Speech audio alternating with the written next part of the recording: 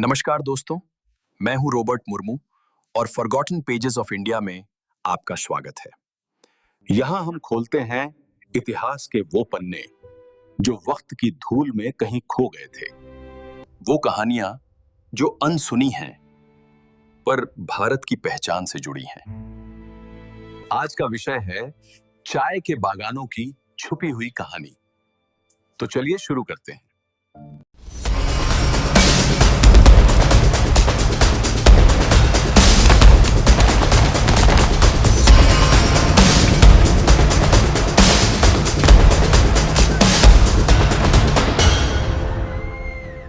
दोस्तों, क्या आपने कभी सोचा है कि आपकी सुबह की एक चाय की प्याली कितने अनकहे दर्द, कितनी दबाई गई आवाजों और कितने भूले बिसरे इतिहास से होकर आती है। हरे भरे चाय के बागान जितने शांत दिखते हैं, उनकी जड़ें उतनी ही बेचैन हैं।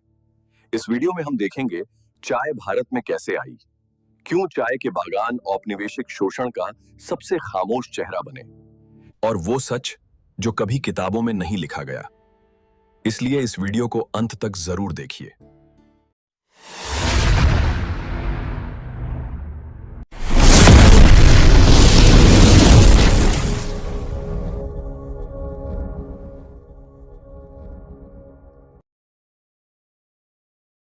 आदत नहीं, रणनीति, चाय का वैश्विक खेल।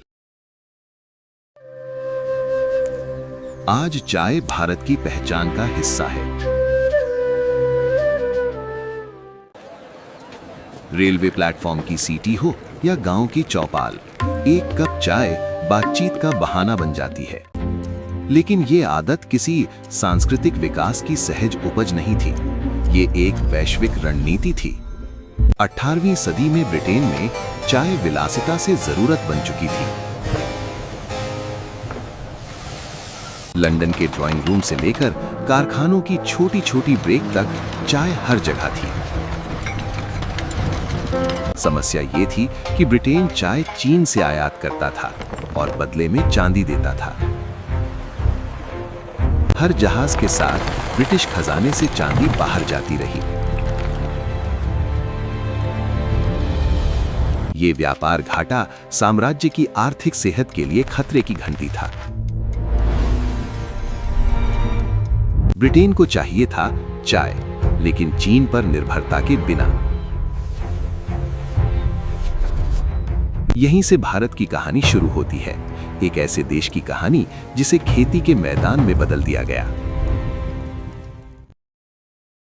असम, जंगलों में छुपी पत्ती।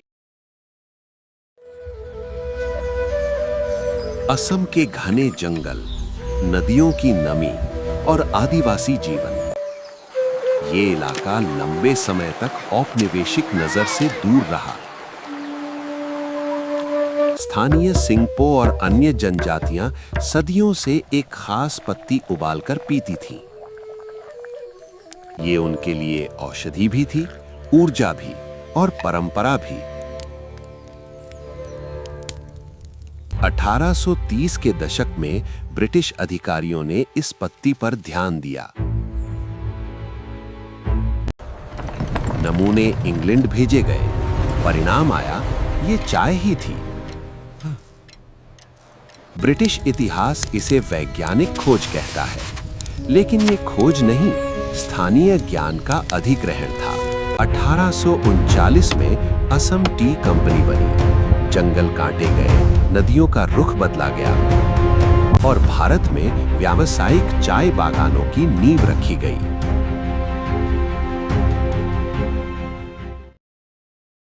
दार्जिलिंग और पहाड़ों का रूपांतरण।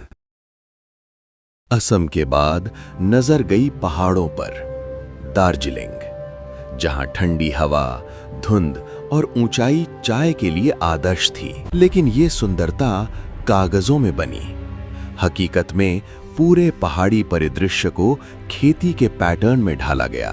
वन कानून आए, स्थानीय लोगों की जमीनें छीनी गईं, पहाड़ों को बागानों में बांट दिया गया। दार्जिलिंग की चाय दुनिया में ब्रांड बनी, लेकिन उस ब्रांड की नींव स्थानीय विस्थापन पर टिकी थी। मजदूरों की तलाश, झूठे वादों की यात्रा। चाय को उगाने के लिए सिर्फ जमीन नहीं, इंसानों की जरूरत थी। ब्रिटिशों को चाहिए थे हजारों मजदूर, सस्ते, कमजोर और आज्ञाकारी। झारखंड, ओडिशा, छत्तीसगढ़ और बंगाल के आदिवासी इलाकों में एजेंट भेजे गए। अच्छी नौकरी, पक्की मजदूरी, बेहतर जिंदगी, ऐसे वादे किए गए। लोग ट्रेन या बैलगाड़ी से हजारों किलोमीटर दूर लाए गए। लेकिन एक बार बागान पहुंचे तो उन्हें पता चला ये यात्रा एक तरफा थी। चाय बागान एक बंद व्यवस्था। चाय बागान सिर्फ खेत नहीं थे, वे एक बंद दुनिया थे।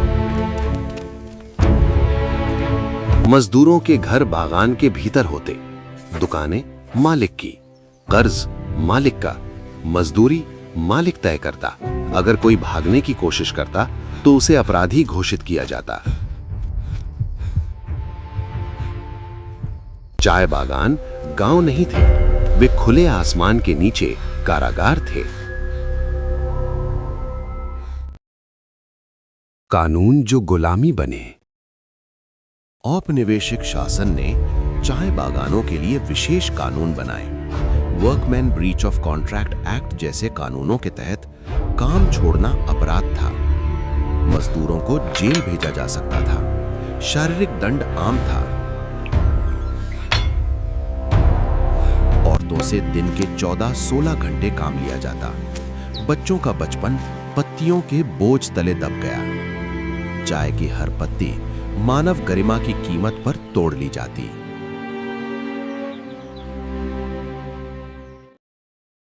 बीमारी जीवन का स्थायी साथी। चाय बागानों में बीमारी कोई आपदा नहीं, दिनचर्या थी। मलेरिया, काला आजार, हैजा, हर मौसम के साथ नई बीमारी आती। इलाज कागजों में था, हकीकत में नहीं। मौत को प्राकृतिक कारण लिखकर रजिस्टर बंद कर दिया जाता। ब्रिटिश रिपोर्टों में मजदूर सिर्फ आंकड़े थे। महिलाओं की अनदेखी कहानी। चाय बागानों की रीढ़ थी महिलाएं। सुबह से शाम तक पत्तियां तोड़ना, घर संभालना, बच्चों को पालना, सब एक साथ। लेकिन मजदूरी पुरुषों से कम। यौन शोषण अकथनीय। इतिहास में इन महिलाओं के नाम नहीं है, लेकिन चाय का हर पौधा उनकी मेहनत जानता है। जब चुप्पी टूटी, विद्रोह की आहट।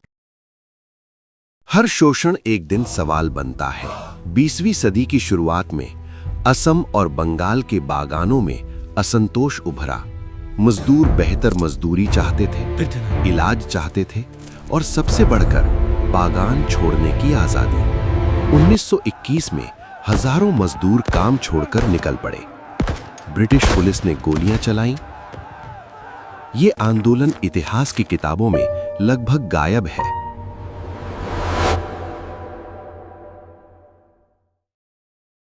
राष्ट्रवाद और चाय बागान। स्वतंत्रता आंदोलन शहरों और सभाओं में दिखता है, लेकिन चाय बागानों में ये धीमा और खामोश था। कई नेता इन इलाकों तक पहुंचे, पर बागानों की बंद व्यवस्था ने राजनीति को अंदर आने नहीं दिया। फिर भी बीज बोया जा चुका था।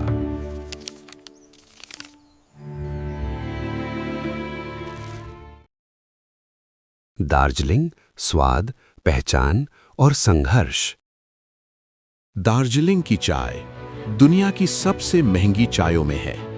जीआई टैग, नीलामी, अंतर्राष्ट्रीय बाजार सब मौजूद है, लेकिन गोरखा मजदूरों की जिंदगी अब भी संघर्ष में है। न्यूनतम वेतन, नागरिक पहचान और सम्मान, ये लड़ाइयां आज भी जारी हैं। 1947 आजादी, लेकिन किसके लिए? 1947 आया, झंडा बदला, सरकार बदली, लेकिन कई चाय बागानों में ढांचा वही रहा। मालिक बदले, व्यवस्था नहीं। कागजों में मजदूर आजाद थे, हकीकत में निर्भरता बनी रही।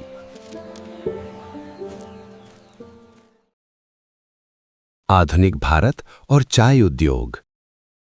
आज चाय एक बड़ा उद्योग है, ब्रांड, एक्सपोर्ट, लाइफस्टाइल। लेकिन जब बागान बंद होते हैं तो मजदूरों के पास कोई सुरक्षा नहीं होती। चाय की कीमत बढ़ती है, मजदूर की मजदूरी नहीं।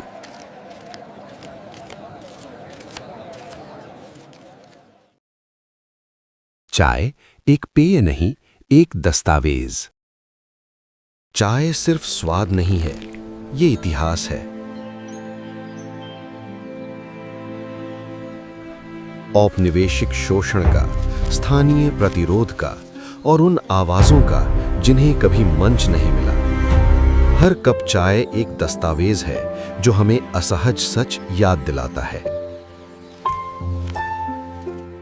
अगली बार जब आप चाय की चुस्की लें तो एक पल रुकिए, उन हाथों को याद कीजिए जिन्होंने उस चाय को उगाया लेकिन अपनी कहानी कभी नहीं कह पाए। अगर आपको लगता है कि ऐसी छुपी हुई कहानियां सामने आनी चाहिए तो इस वीडियो को शेयर करें, चैनल को सब्सक्राइब करें और कमेंट में बताइए आप अगला कौन सा भूला हुआ इतिहास जानना चाहते हैं। क्योंकि इतिहास वही नहीं होता जो लिखा जाता है, कई बार उसे ढूंढना पड़ता है। धन्यवाद। जय हिंद।